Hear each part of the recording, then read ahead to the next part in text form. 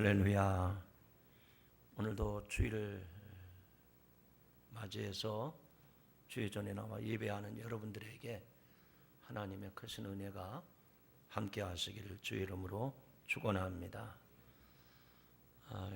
예배 시간이 이렇게 됐기 때문에 아마 서로 다들 인사는 하셨겠지만 이 시간에 설교하기 전에 여러분들이 마음을 실어서 정말 따뜻한 마음으로 옆에 계신 성도님들에게 각자가 한번 인사해 보세요. 내가 뭐 가족이라도 괜찮고요. 뭐 누구든지 이렇게 한번 여러분이 자연스럽게 한번 옆에 사람 쳐다보시고 한번 인사해 보시죠. 자, 기회는 딱 한 번입니다. 시작.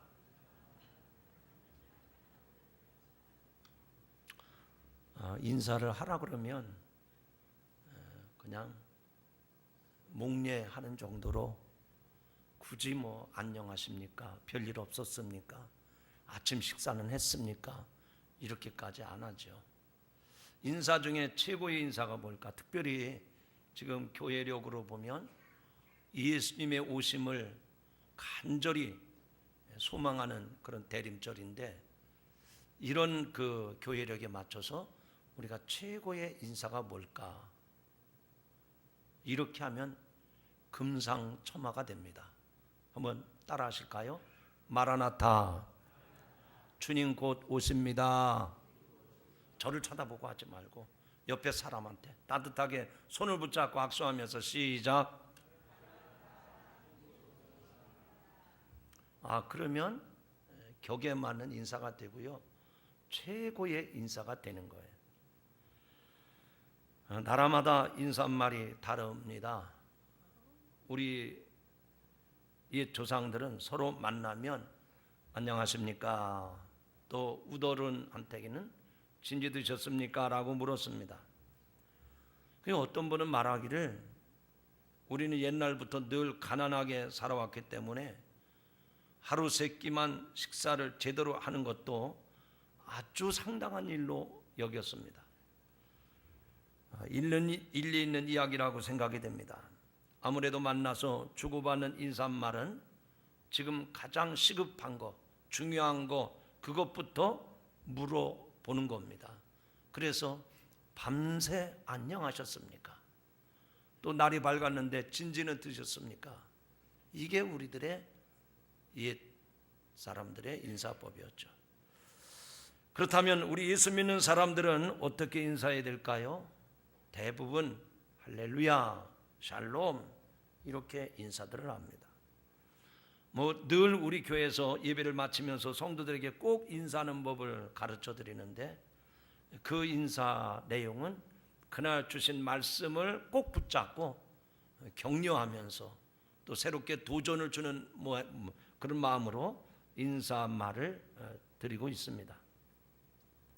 그렇다면 예수님 부활 승천하신 이후에 이 땅에 처음 교회가 세워졌을 당시 초대교회의 인사법은 어떤 것이었을까? 고린도전서 16장 22절에 있는 말씀인데요. 우리 주여 오시옵소서 그런 인사를 했어요. 예수님이 이 세상에 안 계시니까 예수님이 다시 오기를 소망하는 마음으로 우리 주님 다시 오시옵소서. 예수님 당시 일반 서민들이 사용했던 말이 아람어인데 그 아람어 말로 표현을 하면 여러분들이 좀 전에 인사했던 것처럼 마라나타 그렇게 인사를 했습니다. 서로 만나면 반갑게 손을 붙잡고 저 중동 사람의 인사법대로 서로 볼을 부비면서 마라나타 마라나타 그렇게 인사를 했던 겁니다. 우리 성경에는 주여 오시옵소서라고 기록이 되어 있지만 이 말은 두 가지로 해석할 수가 있습니다. 마란 아타라고 하는 말인데 우리 주님이 이미 오셨습니다 라는 얘기입니다. 마란 아타는 우리 주님이 이 땅에 처음 오셨다. 그런 성육신, 성탄하신 예수님의 모습을 마란 아타로 표현했고요. 이제 예수님이 이 세상에서 떠나셔서 이제 부활 승천하신 후에는 모든 믿는 이들이 서로 신앙의 격려를 하면서 인사를 하는데, 오신 그분이 다름 아닌 메시아입니다. 그분이 우리들의 주님이십니다. 그분이 우리의 구원의 주가 됐습니다. 그분이 우리에게 구원을 이루어 주셨습니다. 서로 다짐하면서 어려운 때 용기를 북돋워주는 인사를 했던 겁니다. 그게 마라나타고, 또 하나는 마라나타라고 하는 얘기입니다. 이거는 그냥 마라나타 이렇게 빠르게 하는 말이 아니라 마라나타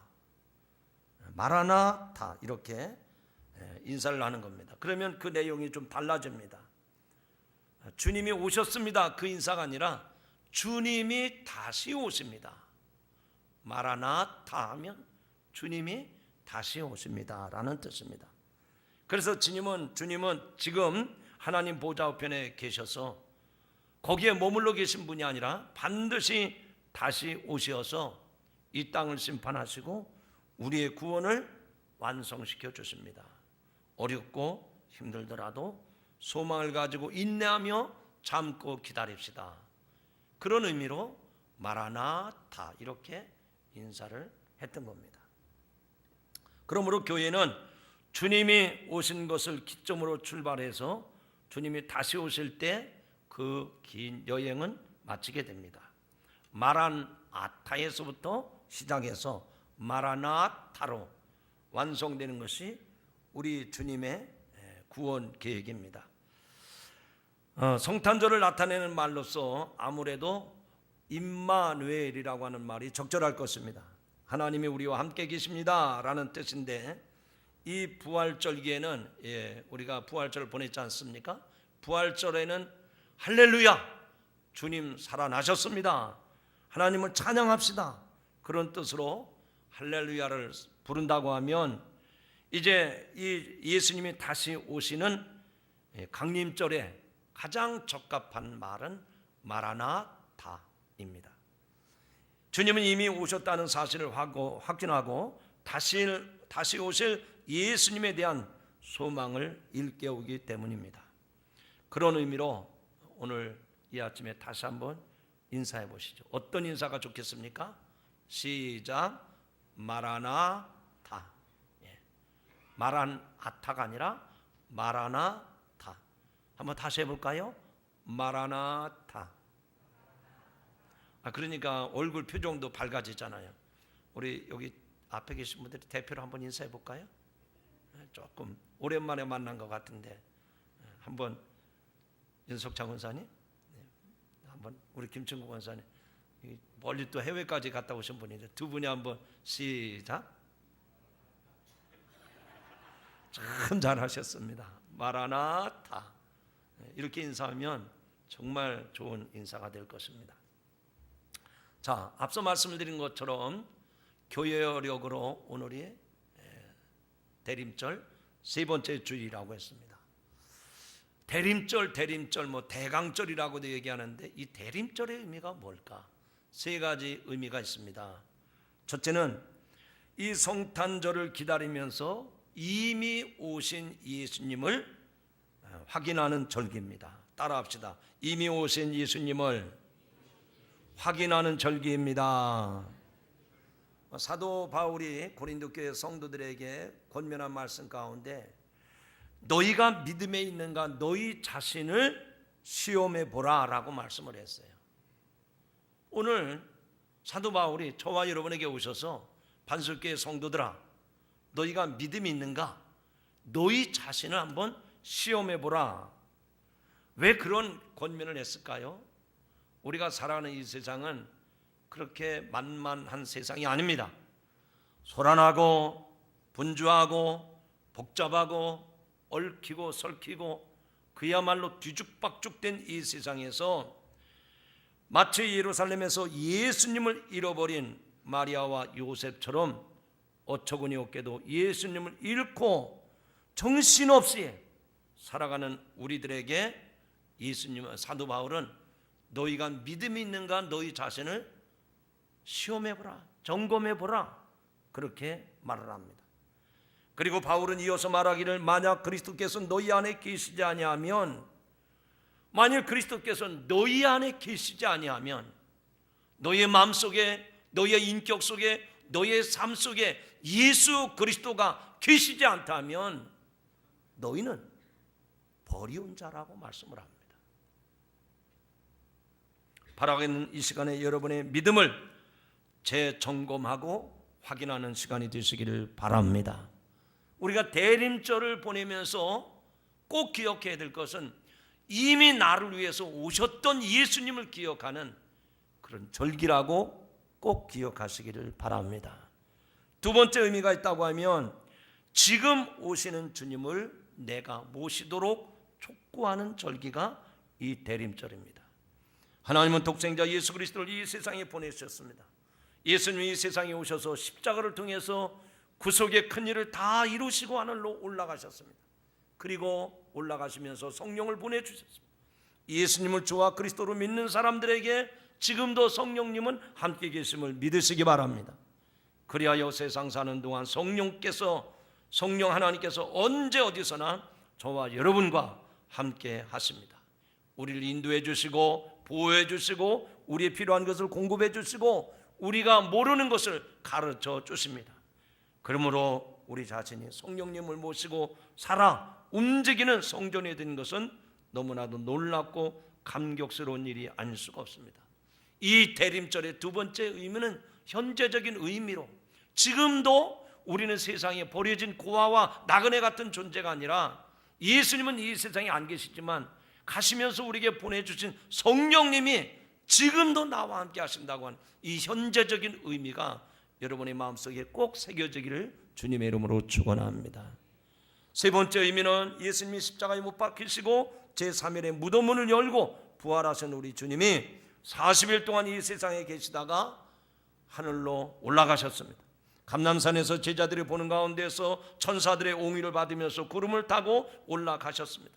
그 당시 갈릴리 사람들은 손에 잡았다가 놓친 사람들처럼 황당해서 하늘을 멍하니 쳐다보고 있었습니다.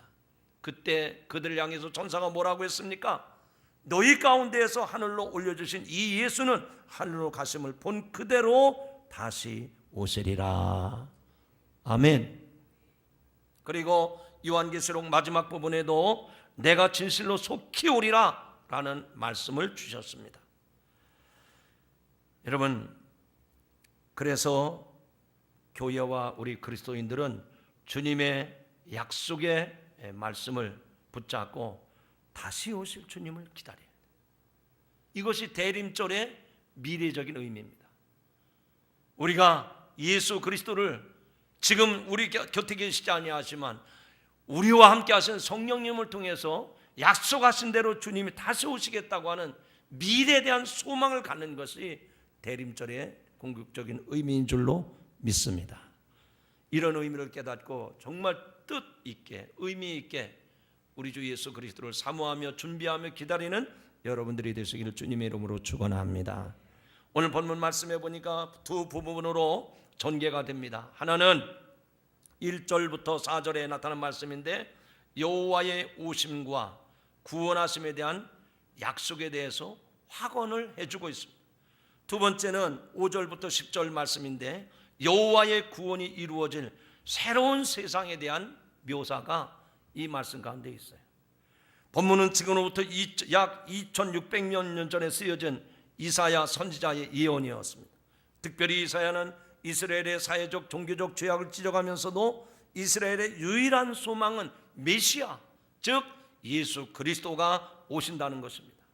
특별히 오늘 본문은 신약시대의 메시아의 모습을 잘 그려내고 있습니다. 그런데 이 35장은 좀 특별한 의미가 있습니다. 그 의미가 무엇이냐?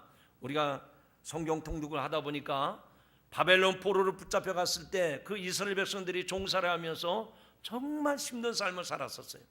그런데 이사야 선지자가 나타나서 그들에게 소망을 줍니다. 그 많은 소망의 메시지 가운데 오늘 읽은 이 이사야 35장의 말씀은 어떤 내용으로 기록이 되어 있느냐? 따라합시다. 시적으로 기록되어 있습니다.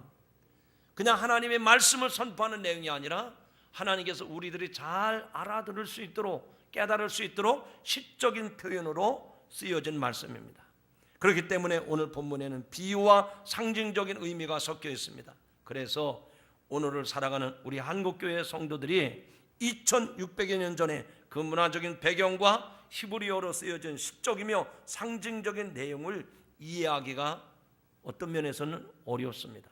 물론 오늘 우리들이 읽을 때 어려운 시적인 표현의 예언이었지만 당시 사람들은 그 말씀의 깊은 뜻을 충분히 이해하고 있었습니다. 그러면 이 본문의 순서를 따라서 장차 메시아가 오셔서 있게 될 일들에 대해서 한번 살펴보면서 말씀의 은혜가 되시기를 주의 이름으로 축원합니다. 첫 번째는 이 메시지 가운데 어떤 의미가 있느냐, 크게 따라합시다. 장차. 제가 기대는 안 했어요. 한번 더 크게 보실까요? 장차 여호와의 영광을 보리라. 이어서 한번 해보시죠. 시작. 장차 여호와의 영광을 보리라. 다시 한번 하겠습니다. 3-4번 해야 뭐가 되는 것 같아요. 시작. 장차 여호와의 영광을 보리라. 그 말씀이 오늘 말씀 가운데 있다는 얘기입니다. 여기 1절 2절의 말씀은 참으로 난해한 말씀입니다. 그것은 광야와 메마른 땅이 기뻐하며 사막이 백합화같이 피어 즐거워하며 무성하게 피어 기쁜 노래로 즐거워하며 라는 말씀입니다. 잘 주목해 보시기 바랍니다. 거기에 시적인 표현이 어떤 표현인가 하니 광야와 메마른 땅, 사막이 기뻐서 즐거워하든지 또 이런 그런 표현들이 많이 나옵니다. 그러나 앞에서 말씀을 드린 바와 같이 이 본문은 시적인 언어로 표현되어 있기 때문에 일반적인 의미로 생각해서는 안 됩니다. 그리고 그 뒷부분의 말씀을 보면 레바논의 영광과 갈멜과 샤론의 아름다움을 얻을 것이라 라고 말씀을 합니다. 물론 여기에 말씀한 지명들은 이스라엘 백성들에게 무슨 뜻인지 이해할 수 있습니다. 가령 예를 들면 무궁화, 백두산이라고 하면 우리는 금방 뭐가 생각납니까? 대한민국, 그리고 애국가, 이게 떠오르잖아요. 그것처럼 이스라엘 백성들에게 정말 좌절과 시리와 동중에 있는 그 이스라엘 백성들에게 지금 읽어드린 말씀처럼 레바논의 영광, 갈멜과 샤론의 아름다움, 그러면 우리들은 이해가 잘 안 되는 말씀인데 그 당시 바벨론 포로 가운데 있던 이스라엘 백성들에게는 이 말씀이 무엇인지를 너무나도 절절히 잘 이해하고 있었다 그 얘기입니다. 레바논은 팔레스타인의 북쪽산이 있어서 우리나라 사람들이 설악산을 연상하듯이 이 대표적인 대한민국의 명산 저 설악산을 상징하듯이 이 레바논의 북쪽산은 그들이 다 그렇게 연상을 하고 있었습니다. 그리고 갈멜이라고 하는 갈멜이란 포도원의 뜻을 가진 곳인데 사마리아 근방에서 가장 토지가 비옥해서 아름다움과 행복의 상징으로 표현된 것이 갈멜의 포도원입니다. 그리고 샤론이라고 하는 것은 지중해를 중심한 대평원으로서 이른바 팔레스타인의 꽃동산으로 알려질 만큼 사철 푸르름과 꽃이 만발한 것을 이야기하고 있습니다. 그래서 찬송가에도 보면 샤론의 꽃 예수라고 하는 표현을 썼던 것입니다. 그렇다면 1절 2절의 내용 전부를 통해서 볼 때 앞으로 그 이스라엘 백성들에게 큰 변화가 올 것이라는 메시지가 있는 겁니다. 광야와 메마른 땅, 사막이 변해서 옥토가 되고 아름다운 꽃을 피우는 기적의 역사가 일어나겠다고 하는 약속인 줄로 믿으시기를 바랍니다. 이때 사막과 광야, 메마른 땅은 그저 지형적인 조건을 말하는 것이 아니고 지금 그들이 처한 그 상황 속에서 앞으로 하나님께서 이러한 은혜를 베풀어 주시겠다는 말씀인 줄로 믿습니다. 사막과 메마른 땅이 아무것도 꽃피울 수 없듯이 자연 그대로의 인생은 좋은 것을 낼 수가 없습니다. 인생은 사랑할 줄 모르고 용서할 줄 모르고 감사할 줄 모르는 사막과 같은 것이 인생의 본래의 모습. 그것은 죄로 어두워진 인생의 마음이기 때문입니다. 그런데 그런 인생에게 장차 소망의 빛이 있고 사랑과 평화와 용서의 아름다운 장미를 피워내는 옥토로 변화되게 될 것이라는 약속인 줄로 믿습니다.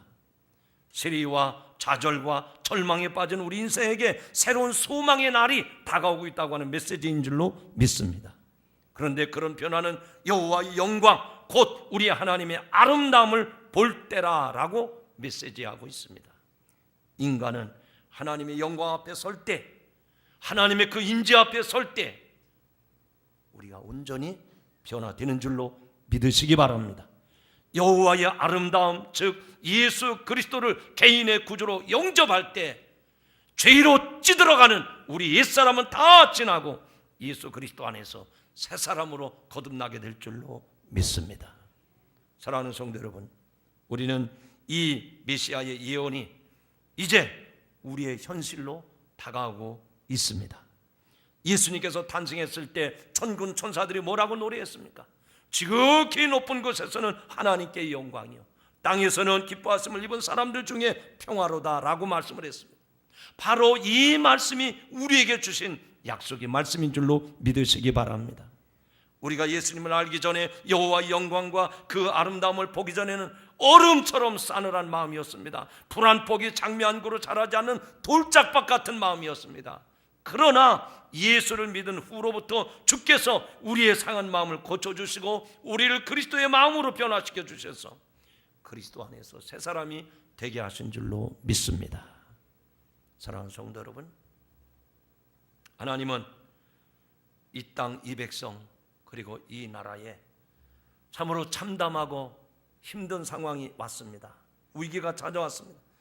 그러나 하나님은 그걸 내버려 두지 아니하십니다. 이 백성들의 기도와 이 백성들의 고통을 하나님께서 아시고 우리에게 소망을 주시는 줄로 믿으시기 바랍니다. 이번 성탄절이야말로 시리와 좌절과 절망에 빠진 이 백성에게, 또 하나님의 백성들에게 하나님은 지금도 살아계시고 하나님 우리에게 영원한 소망을 주시는 구원의 하나님, 그 영광스러운 하나님을 바라보는 시간이 되시기를 주의 이름으로 축원합니다. 예수 그리스도의 오심을 축하하는 성탄절은 단순한 성자의 생일이 아닙니다. 하나님의 하나님의 구원의 정점을 찍는 대우주적인 사건입니다. 우리는 예수님의 성탄을 보면서 여호와의 영광을 보아야 될 줄로 믿습니다. 여호와의 아름다움과 그의 놀라운 구원의 역사, 하나님이 약속하신 그 예언의 성취를 이번 성탄절을 통해서 저와 여러분의 삶 속에서, 우리의 생활 속에서, 여러분의 가정과 이 교회와 이 땅 가운데서 보고 누릴 수 있기를 주님의 이름으로 축원합니다. 두 번째로 오늘 이 본문을 통해서 우리에게 주시는 메시지는 무엇일까요? 따라합시다. 그가 오시어 너희를 구하시리라. 이어서 한번 해보시죠. 시작. 그가 오시어 너희를 구하시리라. 시작. 그가 오시어 너희를 구하시리라. 믿으시면 아멘 하시죠. 본문 3절 4절에서 보다 구체적으로 메시아의 오심을 확실히 선포합니다. 너희는 약한 손을 강하게 하며 떨리는 무릎을 굳게 하며 겁내는 자들에게 이르기를 굳세어라 두려워하지 말라라고 말씀을 합니다. 이 본문의 뜻도 1절과 2절과 같습니다. 역시 히브리 사람들의 시적인 표현을 3번씩이나 반복하고 있습니다. 하나님을 알기 전에 우리 인생은 무기력하고 무능하고 부정적이고 용기가 없습니다. 자기 힘으로 아무것도 할 수 없는 인생이었습니다. 그러나 예수 그리스도가 오심으로 우리의 심령이 강해졌습니다. 굳세게 되었습니다. 하나님을 앙모하게 되었습니다. 그런 사람들에게 하나님이 약속하셨습니다. 본문 4절을 보니까 너희 하나님의 오사, 너희 하나님의 오사 보복하시며 갚아주실 것이라. 하나님의 오사 너희를 구하시리라. 할렐루야.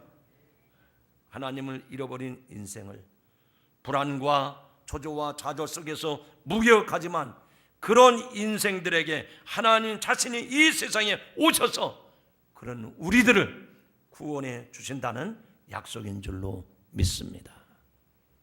이번 대강절 그 예수님을 간절히 소망하시기를 바랍니다. 그 메시아를 간절히 기다리시면서 준비하시기를 주의 이름으로 축원합니다. 한번 옆 사람하고 약속합시다. 그런 예수님을, 그런 메시아를 간절히 소망합시다. 이 암울한 세상, 참으로 캄캄하고 어두운 세상에 임마누엘 되신 하나님 예수 그리스도가 오신다는 선언이야말로 하늘도 놀라고 땅도 놀라는 사건이 아닐 수가 없습니다. 예수님이 오시기 600여 년 전에 이사야 선지자의 입을 통해서 창세기 3장 15절에 말씀하신 여자의 후손이 사단을 이기고 정복하리라고 하신 원시 복음의 구체적인 대안을 이사야가 오늘 선포하고 있는 것입니다. 이 광활하고 우주적인 구속의 대드라마를 연출하기 위해서 전조국과 같이 이사야 선지자를 통한 명쾌한 이 예언은 우리로 하여금 소망의 가슴으로 가슴 벅차게 하는 줄로 믿습니다. 장차 하나님이신 메시아가 오셔서 우리를 죄와 사망과 고통에서 구원하시겠다는 말씀인 줄로 믿으시기 바랍니다. 마태복음 1장 21절에 말씀하지 않았습니까? 아들을 낳으리니 이름을 예수라 하라. 이는 그가 자기 백성을 그들의 죄에서 구원할 자이심이로라 라고 말씀을 합니다. 이 예언대로 성취되는 하나님의 약속의 신실함과 구원의 섭리를 깨달을 때 우리는 두렵고 떨리고 그 하나님의 놀라운 역사 앞에 놀라지 아니할 수가 없습니다. 사랑하는 성도 여러분, 예수님의 오심은 하나님의 구원 계획에 의한 것임을 기억하시기 바랍니다.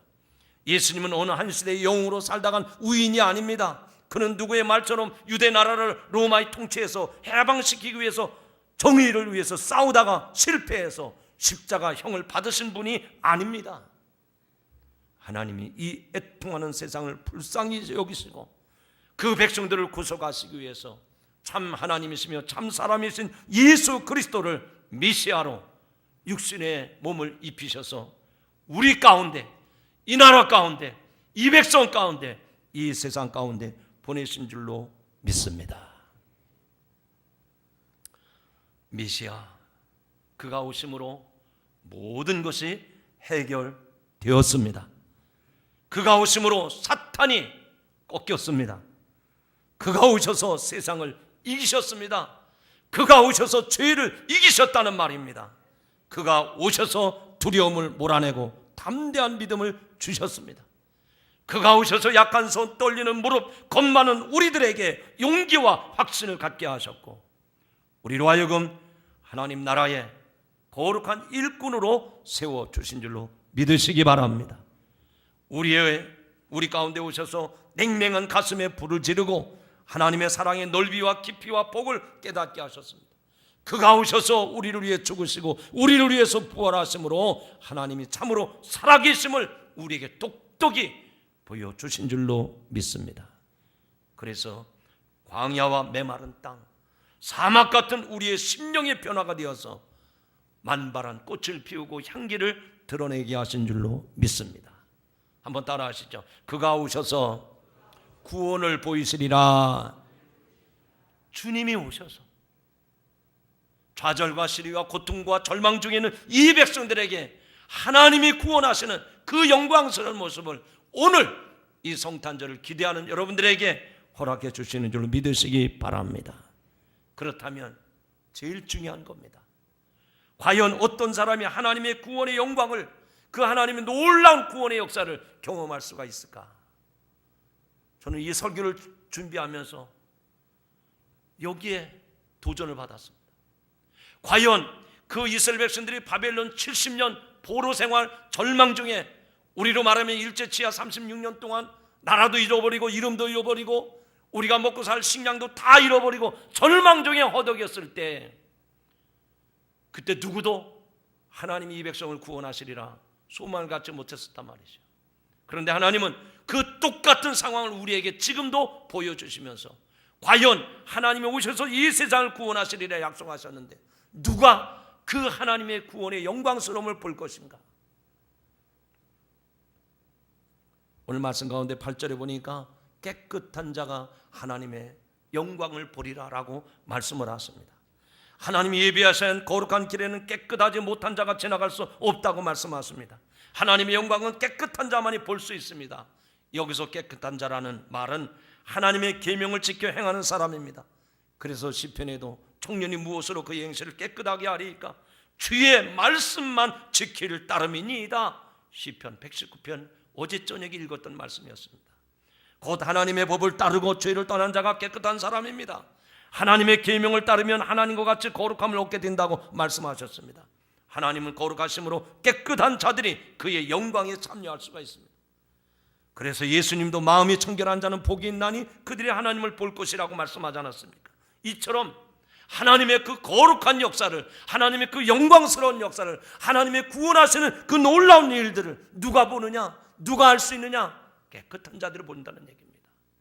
사랑하는 성도 여러분, 오늘 우리가 신앙생활하는 것, 일주일에 교회에 한번 왔다 가는 것, 그것으로 만족함을 여기시면 안 됩니다.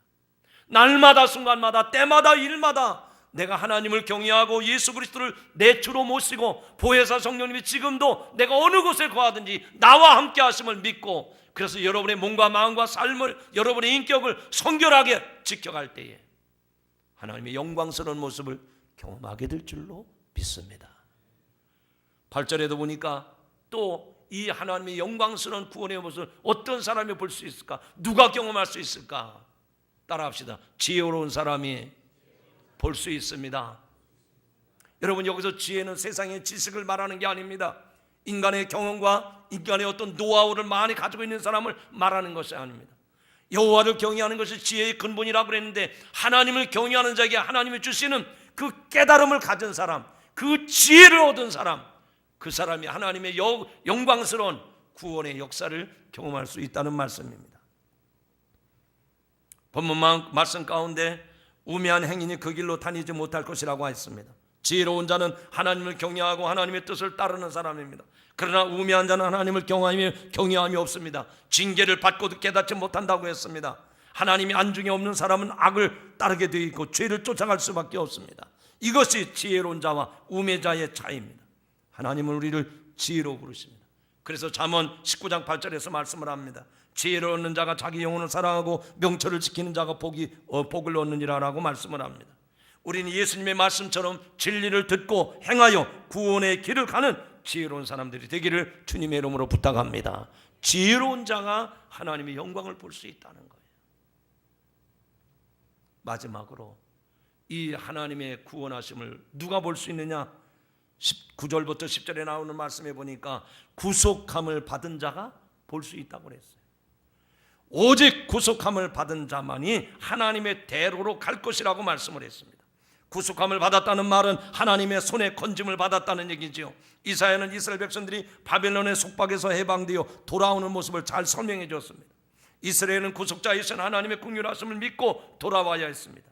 왜냐하면 하나님의 진노는 잠깐이지만 그의 자비는 영원하시기 때문입니다.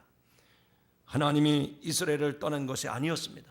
오히려 이스라엘이 하나님을 떠났던 것입니다. 그래서 이스라엘은 구원의 회복을 약속하시는 너그러우신 하나님에게 속히 돌아와야 했던 것입니다. 우리도 마찬가지입니다. 여러분, 지난날 여러분의 신앙생활을 돌아보시기 바랍니다. 언제는 이 세상에 간대언대 없고 오직 주만 보이도다. 그래서 은혜 충만, 성령 충만, 날마다 구름 위에 걷는 것처럼 그렇게 성령 충만한 신은한 생활 시간들을 보내다가 어느 때는 코가 쑥 빠져가지고 세상에 아무것도 희망이 없는 것 같고 꼭 죽어야 되는 사람처럼 그렇게 낙심하고 좌절하고 절망할 때가 언제였었습니까? 아마 우리 인생을 돌아보건대 그런 일들이 수없이 지금까지 반복해 왔습니다. 여러분, 우리가 살 길은 하나님께로 돌아가는 길인 줄로 믿으시기 바랍니다. 하나님을 떠난 성도들이 있다면 그들을 위해서 기도해야 되고 그들을 위해서 구원의 손을 펼쳐야 되고 그들 향해서 사랑의 손길을 내밀어야 될 줄로 믿습니다. 그들이 빨리 돌아와서 구원의 기쁨과 하나님의 영광을 볼 수 있도록 이 말씀을 듣고 이 말씀을 통해서 도전받고 결심하는 여러분들에게 그런 역사가 있기를 주님의 이름으로 축원합니다. 오늘 광고 말씀을 드리면서 이번 성탄절은 우리끼리 선물 교환하고 즐기는 성탄절이 아니라고 말씀했지 않았습니까? 오늘 이 설교의 말씀을 통해서 하나님이 예수 그리스도를 이 땅에 보내주셨다고 하면 좌절과 시리와 절망 가운데 있는 이 백성들, 우리 각 사람의 모든 고통과 어려움 속에서 우리의 영원한 구원의 주가 되시는 예수 그리스도를 소개하고 그분을 만나는 구원의 날이 되시기를 주의 이름으로 축원합니다. 이제 말씀 맺습니다. 이사야 선지자에게 계시하신 메시아이신 예수 그리스도가 2000년 전에 이 땅에 이 세상에 오신 사건이야말로 인류 역사의 전환점이 되었습니다. 이것이 우리 개인에게 놀랍고 복된 소식이었습니다. 그가 오시리라 한 대로 그가 오셨습니다. 그것이 바로 축복이며 은총이며 사랑이었습니다. 이제 우리는 말씀한 대로 성취하신 하나님께 찬양을 드리면서 말씀대로 오신 예수 그리스도 앞에 무릎을 꿇어 경배해야 될 줄로 믿습니다. 그리고 그분의 말씀대로 순종하며 그 말씀 앞에 우리를 세워야 될 줄로 믿습니다. 이 예언의 말씀이 예수님이 이 땅의 성탄으로 이루어졌듯이 보라 하나님이 오셔서 구하시리라, 이 말씀이 실제로 여러분의 삶 속에 이루어지기를 주의 이름으로 축원합니다.